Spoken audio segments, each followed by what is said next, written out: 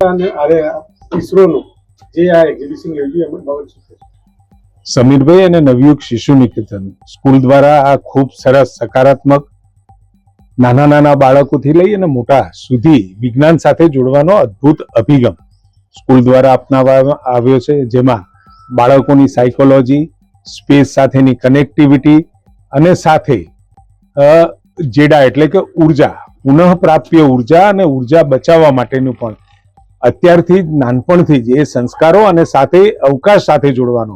હવે અવકાશ અને સ્પેસ ટેકનોલોજી દિવસે દિવસે હવે દુનિયામાં સ્ટ્રેટેજિકલી પણ મહત્વની થઈ રહી છે, ત્યારે આ તમામ બાબતો શરૂઆતથી જ બાળકોના એક સંસ્કારમાં આવે, ડીએનએમાં આવે અને એમને ખ્યાલ આવતો થાય અને આગામી સમયમાં વિજ્ઞાન સાથે સારી રીતે જોડાઈ શકે એના માટેનો અદ્ભુત પ્રયોગ.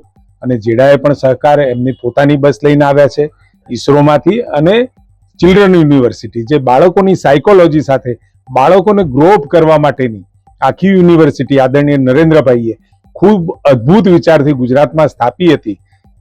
એના દ્વારા પણ બાળકોને આ જ્ઞાન અને વિજ્ઞાન સાથે જોડવાનો બહેતર પ્રયત્ન. ઉર્જા મંત્રી છો તો ઉર્જા બચાવવા માટે શું મેસેજ? પહેલા તો ઉર્જા જેટલી આપણે વાપરીએ છીએ એમાં 1 યુનિટ બચાવીશું તો પણ 1 યુનિટ આપણે પેદા કર્યું છે એવું ગણી શકાય.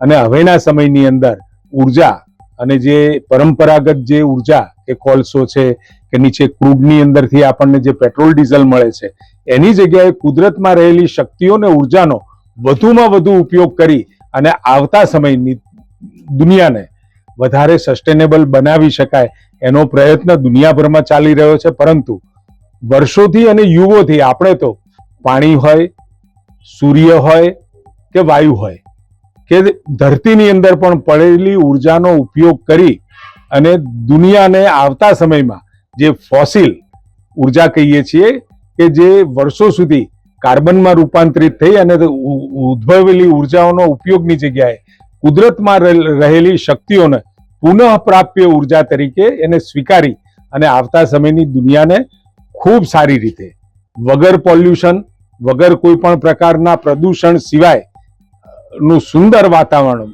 આપવા માટેનો પ્રયત્ન આદરણીય નરેન્દ્રભાઈએ ગુજરાતથી આદર્યો હતો.